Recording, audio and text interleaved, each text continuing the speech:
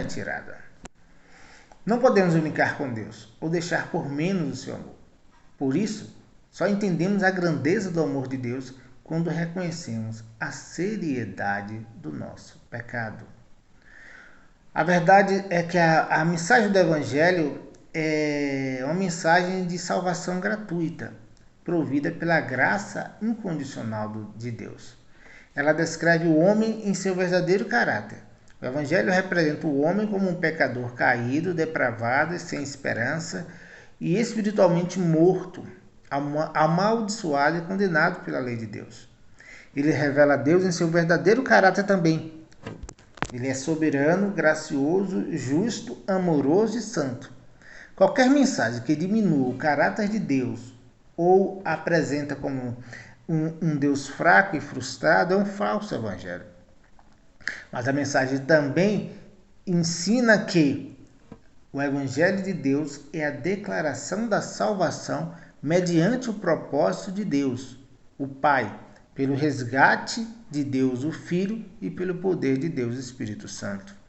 Ele declara que a salvação é uma obra graciosa e soberana do Deus triuno em prol de pecadores como nós, pelos quais Cristo morreu.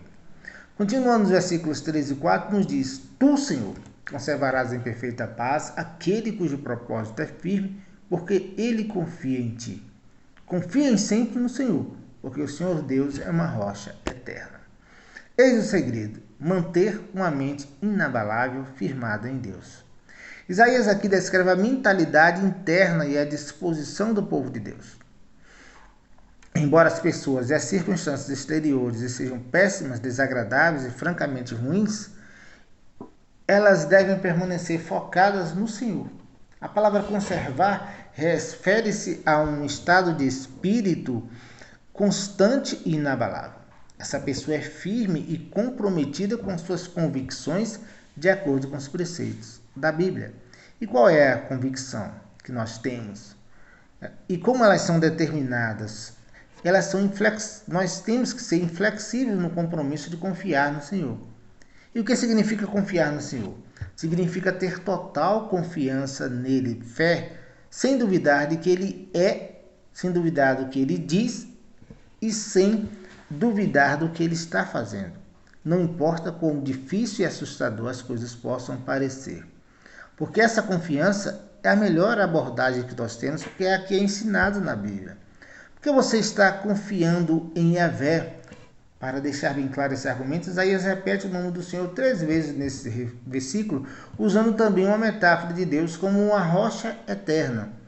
No sentido figurado, rocha descreve as qualidades de Deus como Pai de Israel, como um baluarte, conforme Isaías 17:10, como a altura protetora e refúgio do seu povo, como o Salmo 66:7 nos ensina, e como a salvação do seu povo, como diz o Salmo 95:1. Observe o início do versículo 4. Confie no Senhor para sempre. O povo de Deus não somente deve ter uma confiança no Senhor, mas deve fazê-lo indefinidamente, sempre. Sempre significa confiar no Senhor para o futuro, mesmo quando a gente não pode ver o fim. E por quê? Porque você não precisa de um fim à vista, você precisa ter o Senhor à sua vista. Somente Ele é uma força eterna, uma rocha eterna para correr, para se escondermos nele, para nos repousarmos nele. Quando você é guiado pelo Espírito Santo a confiar no Senhor para sempre, então Ele lhe proporciona uma verdadeira paz interior. E o que é essa paz? É mais do que o nosso conceito moderno de paz. O conceito de paz hoje é um estado de calmaria, de harmonia, de concórdia, de tranquilidade, de calma, ausência de guerra ou de conflito, anulação de hostilidades entre as nações. Porém, não é essa a ótica da Bíblia de paz. Vamos ver o que a Bíblia ensina sobre paz. No hebraico, a palavra paz indicava segurança, prosperidade, saúde, felicidade em todos os sentidos. Mas vamos fazer uma análise desse assunto pela ótica do texto bíblico em João 14:27, para que possamos compreender as palavras de Cristo e a ideia de paz à luz das Escrituras. João 14, 27, abram comigo, diz o seguinte: deixe-vos a paz, a minha paz vos dou. Não vos la dou como a dá o mundo. Não se turbe o vosso coração, nem se atemorize. A NAA diz: deixo com vocês a paz, a minha paz lhes dou. Não lhes dou a paz como o mundo a dá. Que o coração de vocês não fique angustiado nem com medo. O texto está inserido em um discurso de Jesus no qual o mestre profere palavras de direcionamento e orientação aos discípulos, preparando-os para a realidade de sua morte na cruz e também as dificuldades que esses discípulos passariam após a ascensão de Jesus aos céus. Tendo isso em mente, o mestre, após falar sobre o outro Consolador que haveria de descer para direcionar a igreja, deixa outra promessa para os seus seguidores: a minha paz vos dou.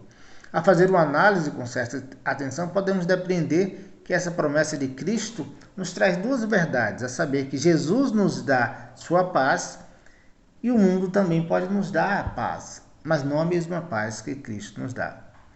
A paz que o mundo dá. Os conflitos interpessoais preenchem a história do homem em qualquer época, sendo quase naturais ao ser humano.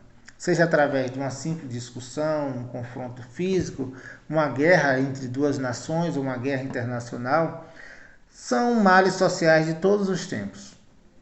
Assim sendo, a sociedade tem clamado por paz, acreditando que as guerras e conflitos são o problema último a ser enfrentado. Que sendo solucionado esse problema, nós teríamos a possibilidade de viver num mundo perfeito. O filósofo Immanuel Kant entendia a paz como um problema jurídico, político, que deveria ser tratado através de uma construção social. Para ele, se os estados, se os países fizessem acordos, estabelecessem entre si e cumprissem esse acordo, nós poderíamos ter uma paz eterna. Ele enxergava a paz de uma ótica internacional, não atentando para o lado pessoal, subjetivo e individual do conceito. Mahatma Gandhi também ficou conhecido por ser um defensor da não agressão, o respeito incondicional para qualquer forma de vida, e que englobaria todas as formas de não agressão. Gandhi via a paz como a ausência da violência, seja ela na forma verbal, física ou por meio de atitudes. Porém, talvez para a maioria das pessoas simples, a palavra paz, no sentido mais secular, significa ter um bom emprego, uma boa família, bons amigos, morar num bom bairro, ter uma boa saúde. É importante mencionar que essas coisas em si podem ser conquistadas sem que haja conversão ou arrependimento de pecados. Na verdade, essa é a paz que o mundo pode oferecer. E é dessa paz que Jesus se refere no versículo quando ele diz que não dá a paz como o mundo a dá.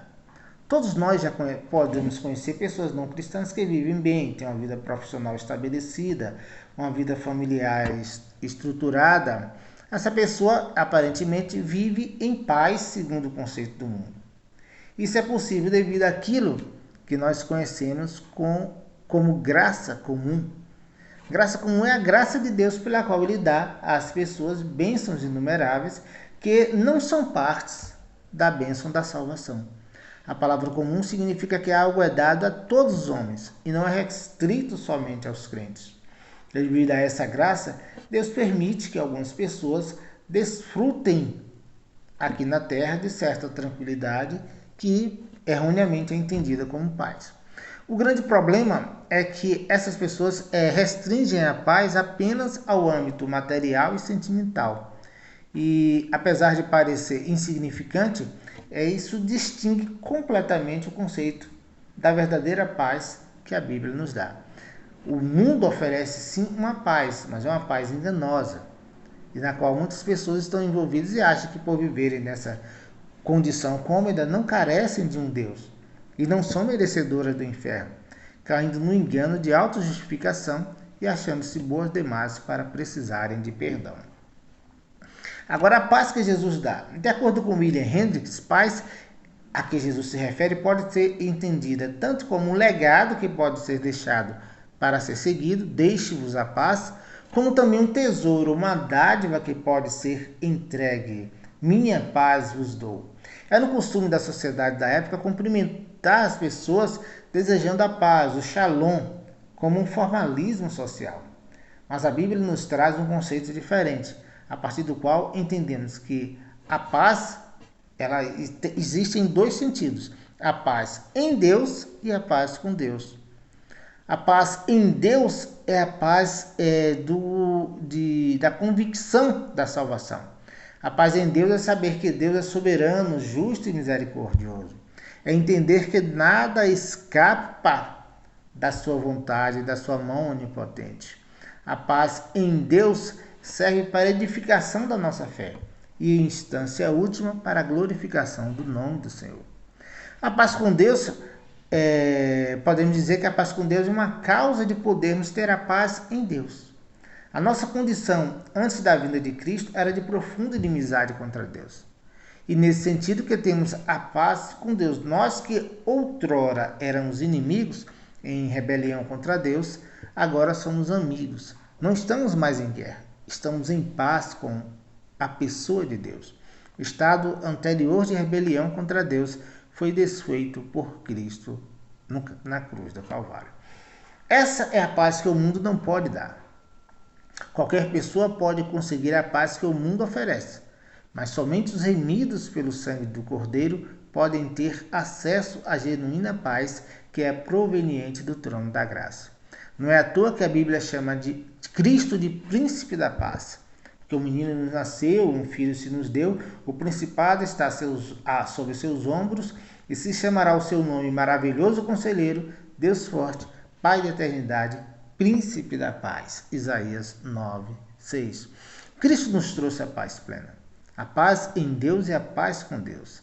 Essa é a certeza que deve encher o nosso coração de força e de fé. O castigo que nos traz a paz estava sobre ele, diz Isaías, e pelas suas pisaduras fomos sarados. Isaías 53:5. Podemos nos identificar como o povo de Deus em Jerusalém durante a época de Isaías. Às vezes seus reis eram bons, outras vezes eram maus. Para piorar a situação, até mesmo os reis bons tomavam decisões realmente ruins que colocavam o povo em perigo. Eles agiam com arrogância, confiaram em outras coisas, em alianças com outros reis pagãos em vez do Senhor.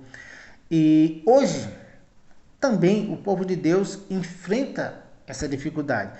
Temos essa pandemia que afeta todo mundo e, como povo de Deus, nós também sentimos a dificuldade com o que está acontecendo.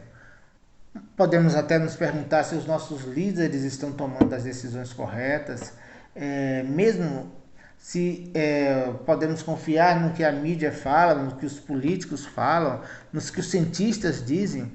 Não, nós devemos confiar plenamente no Senhor. Como povo de Deus, nós devemos manter uma mentalidade firme e implacável, totalmente confiando no Senhor. Ele é o Senhor que governa o mundo e, ao longo da história, pandemias e governos vão e caem, sobem e caem, chegam e vão embora, e o povo de Deus muitas vezes enfrentou dificuldades, problemas, guerras, mas com Deus à frente, tudo está bem, porque nós sabemos que tudo nessa terra é passageiro, mas o principal, a vida eterna, nos é garantida em Cristo Jesus.